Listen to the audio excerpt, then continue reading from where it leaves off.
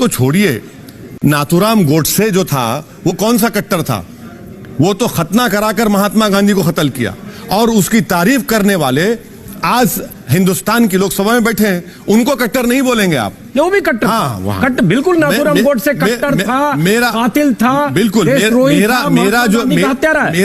मेरा जो कट्टरपन है ना, वो संविधान के लिए है, कॉन्स्टिट्यूशन के लिए है, और मुझे फख्र है उस बात की। मेरी जिंदगी का मकसद क्या बता रहा हूं आपको, कि हमने संविधान में कहा कि लिबर्टी, इक्वालिटी, फ्रेटर्निटी, जस्टिस, मैं चाहता हूं कि वो मिले मुझे। आपका कट्टरपन आपके मुस्लिम वोट बैंक के लिए लगता है कि आप जब मुसलमानों को एड्रेस करते हैं तो कट्टरपन दिखता है। हालांकि ओवैसी साहब संसद में बोलते हैं थोड़ी संजीदगी दिखती है, लेकिन जब तेलंगाना, करीमनगर, हैदराबाद में होते हैं तो अलग भाषा में। इस इलेक्शन में, इस पार्लियामेंट के इलेक्शन में मैंने 100 से ज्यादा पब्लिक मीटिंग्स किए, और अल्हम्दुलिल्लाह इलेक्शन कमीशन ऑफ इंडिया से मुझे एक नोटिस नहीं मिली। प्राइम मिनिस्टर को मिली, मोदी को मिली, अमित शाह को मिली, राहुल गांधी को मिली, मुझे नहीं मिली। अब आप कह रहे हैं कि फिर भी मैं कट्टर हूं उस मामले में, तो अब मैं क्या कर सकता हूं? नहीं, कट्टर इस मामले में कि आप भी जब भाषण देते हैं, भाषणों में आप मुस्लिम वोट बैंक की हिफाजत के लिए या मुस्लिम वोट बैंक, अरे अजीत साहब, आप कौन सी दुनिया में है? मुस्लिम वोट बैंक इस मुल्क में कभी था ना कभी रहेगा। इस मुल्क में हमेशा हिंदू वोट बैंक था, है और रहेगा। इसीलिए नहीं है, नहीं, अरे ये तो हैदराबाद से जीतते नहीं है, अरे छोड़, नहीं है, रामपुर से आजम खान जीतते हैं, क्योंकि छोड़िए, ये मुस्लिम वोट बैंक नहीं है, मुलायम सिंह यादव हिंदू वोट बैंक था और रहेगा। इसीलिए CSDS का डेटा है कि 14 में मोदी को 37% हिंदू वोट मिला था, अब 44% हो गया।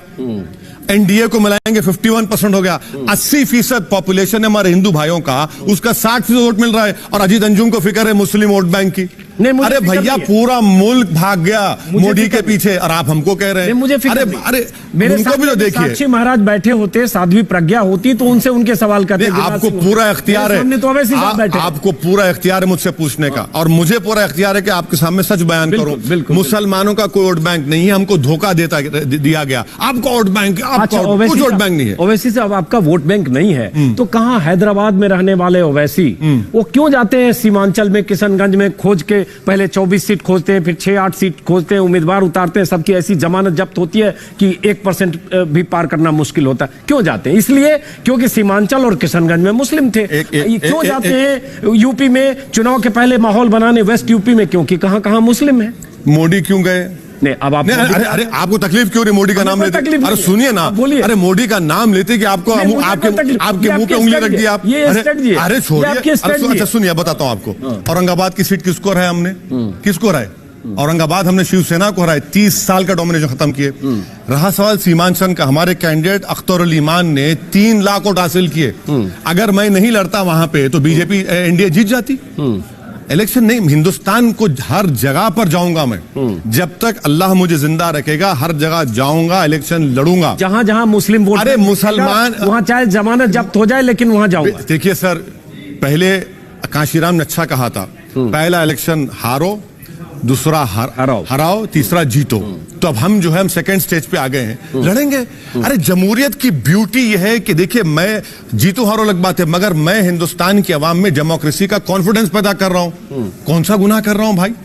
मैं तो कर रहा हूं डेमोक्रेसी में इन्वॉल्व हो, वोट डालो, लड़ो अपने हक के लिए, तो अच्छी बात है ना? नहीं, अच्छी बात है। और आप कहते हैं कि आप कट्टर हैं, लेकिन आप जब भारत माता की बात होती है तो इतने गुस्सा क्यों आ जाता है कि गर्दन पर छुरी रख दो, लेकिन मैं भारत माता की जय नहीं। वो स्टेटमेंट मैंने इसलिए दिया था क्योंकि आरएसएस के मौजूदा सरसंघचालक ने कहा था कि इनको बोलना पड़ेगा।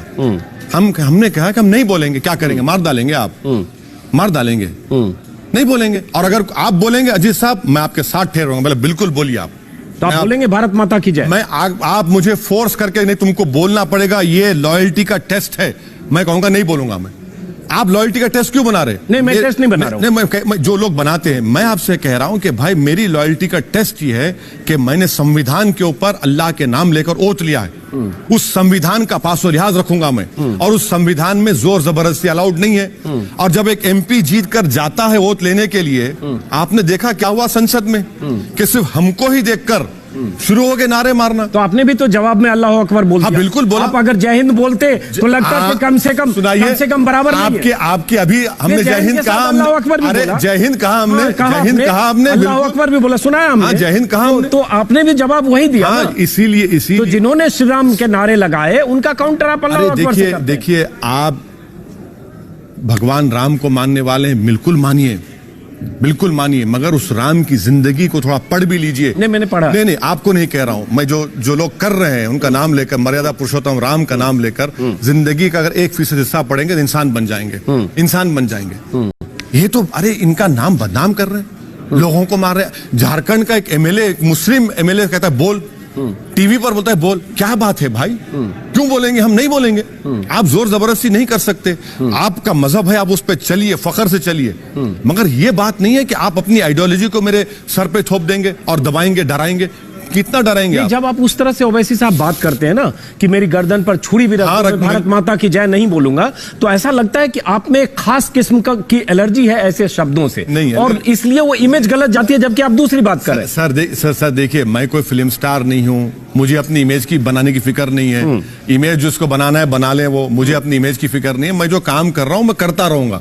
ये इमेज के लिए काम नहीं करते हम लोग, ना हमको इमेज की फिक्र है। मैं जानता हूं कि दाढ़ी वाले की इमेज अच्छी नहीं होती पूरी दुनिया में, मुझे तो मालूम है, मगर मुझे उसकी फिक्र नहीं है। ऐसा नहीं है। इमेज देखिए सर, इमेज के लिए काम नहीं होगा। संविधान में जो उसूल रखे गए, जो फंडामेंटल राइट्स है, जिसका ख्वाब बाबा साहब अम्बेडकर ने देखा, उस ख्वाब को पूरा करना हमारा आपका काम है, हम करेंगे। मगर आप कहेंगे कि हमारी आइडियोलॉजी पर तुमको चलना पड़ेगा, हम बोलेंगे नहीं चलेंगे तुम्हारी आइडियोलॉजी। नहीं, लेकिन जब आप ये कहते हैं कि छुरी रख के भी हम नहीं बोलेंगे, तो उसका जवाब जावेद अख्तर जैसे लोग देते हैं कि हैदराबाद के एक मोहल्ला छाप नेता है जो कहते हैं किसी कीमत पर भारत माता की जय नहीं बोलूंगा क्योंकि ये संविधान में नहीं लिखा। एक बार जरा सुनाना चाहूंगा कि क्या आपने कहा था, क्या जावेद अख्तर ने कहा था संसद में, जरा सुनाते हैं। मोहन भागवत साहब, मैं नहीं लगाता नारा, क्या करते आप? मेरे गले में छुरी भी रख देंगे तो नहीं बोलूंगा मैं, क्योंकि हिंदुस्तान के कॉन्स्टिट्यूशन में कहीं पर भी लिखा नहीं है भारत माता की जय बोलना। साहब है जिन्हें ख्याल हो गया कि वो नेशनल लीडर है, हालांकि हकीकत यह है कि वो हिंदुस्तान की एक स्टेट आंध्रा, कि एक शहर हैदराबाद, कि एक शहर उस शहर के मोहल्ले के लीडर हैं। उन्होंने ये कहा कि वो भारत माता की जय नहीं कहना चाहता। मैं ये जानने में इंटरेस्टेड नहीं हूं कि भारत माता की जय कहना मेरा कर्तव्य है कि नहीं, ये मैं जानना भी नहीं चाहता, इसलिए कि ये मेरा कर्तव्य नहीं, मेरा अधिकार है। और मैं कहता हूं भारत माता की जय, भारत माता की जय, भारत माता की जय। अच्छा ये तो ये जावेद अख्तर ने कहा कि मैं कहता हूं भारत माता की जय, भारत माता की जय, भारत माता की जय। मैं कहवा नहीं रहा हूं आपसे। नहीं, मैं तो सिर्फ सुना रहा हूं। नहीं, कहें आप भी कहें, मैं आपका प्रोटेक्ट करूंगा राइट को आपके। उन्होंने कहा कि शेरवानी पहनकर, अरे वो देखना भूल गए कि चेयर पर हामिद अंसारी शेरवानी पहनकर बैठे थे। मैं तो मोहल्ले का भी लीडर नहीं हूं सर, यही लीडर है। जावेद अख्तर बहुत बड़े नेता हैं, इलेक्शन लड़ लें, बता दें, जो दूसरे पार्टी के ऊपर नॉमिनेट होकर आते हैं उनका राइट है, बोलिए, मुझे फिक्र नहीं है। मुझे इमेज की इसकी फिक्र नहीं है। मेरी जिंदगी जब तक बाकी रहेगी काम करते रहेंगे, लड़ते रहेंगे। अब ये कट्टरपंथी की इमेज, उसकी इमेज, सर कोई फिल्म स्टार तो नहीं हूं कि पिक्चर हिट हो जाए मेरी। मैं एक पॉलिटिशियन हूं। सियासत में हिट हो जाए सब थोड़ा कट्टरपंथी से, हिट सीमांचल में हिट हो जाए, किशनगंज में, अंजुम साहब, सीमांचल की जो लड़ाई हमारी है, हिंदुस्तान का सबसे बैकवर्ड एरिया है। जिंदगी में मैंने ऐसी एब्जेक्ट पॉवर्टी नहीं देखी सीमांचल में। झूठ बोलते हैं बिहार की सरकार। बच्चों को मैंने देखा सीमांचल में कपड़े नहीं होते उनके पास, इतनी गरीबी वहां पर। अब मुस्लिम वोट बैंक भी काफी है। आप गरीबी दूर करने के लिए आंध्र प्रदेश में आपको बहुत मिलेगा, लेकिन आप किशनगंज, सीमांचल इसलिए नहीं जा रहे। सुनिए, एक मिनट, आप काउंटर जरूर करें। मेरी एक बात सुनिए। सीमांचल के लिए मैंने आर्टिकल 371D कहकर एक प्राइवेट मेंबर्स बिल डाला। आप फंसा देंगे, इतना आर्टिकल का नाम लेंगे। मैं बैरिस्टर, अरे नहीं, हमने डाला प्राइवेट मेंबर्स बिल। क्यों डाला? वोट बैंक के लिए डाला, पूरे सीमांचल के लिए डाला। हमारी लड़ाई सीमांचल के इंसाफ के सिर्फ मुसलमानों की है, नहीं है लड़ाई। चलिए ना, तो अब काउंटर करता हूं। हाँ। क्या आप चुनाव के समय तो सीमांचल गए 2015 में, हालांकि जमानत जब्त हुई, दोबारा रिपीट करता हूं, और उस समय आप कह रहे थे 24 सीट पर लड़ेंगे, लेकिन फिर 5 साल में क्या सीमांचल में कितने कैंप लगाए? 5 साल में ओवैसी साहब कितनी बार गए? उस समय अकबरुद्दीन भी गए। क्या 40-50 बार जाकर 10-20 हजार मुसलमानों की जिंदगी बदल दी? अरे सुनिए ना, ये देखिए 2000 हमने 24 सीट नहीं लड़ा, 6 सीट लड़े, और किसी 24 से शुरू करके नहीं, पहले बोल दिया। सीमांचल की 6 सीट लड़े, किसी एक सीट पर बीजेपी कामयाब नहीं हुई। उसके बाद से जब कभी बाढ़ आई, एक नहीं 3-3 मर्तबा 20-20 लाख की दवाएं लेकर गए, डॉक्टर्स को लेकर गए, वहां पर काम किए। ये भी तो बताइए ना, कभी पूछिए उन लोगों से।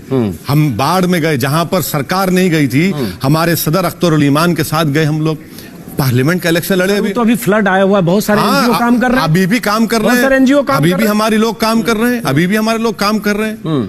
अरे सर, जमीन हजारों एकड़ कट जाती है, कैंप नहीं पहुंचता गवर्नमेंट का, जो गवर्नमेंट के रिलीफ कोड है उसका इंप्लीमेंटेशन नहीं होता। बराबर सीमांचल में आज भी काम हो रहा, और कल भी होता रहेगा। हम जाएंगे बराबर। 3 लाख वोट लिए, इतना बड़ा एतमाद हमने हासिल किया है, और बराबर जाएंगे।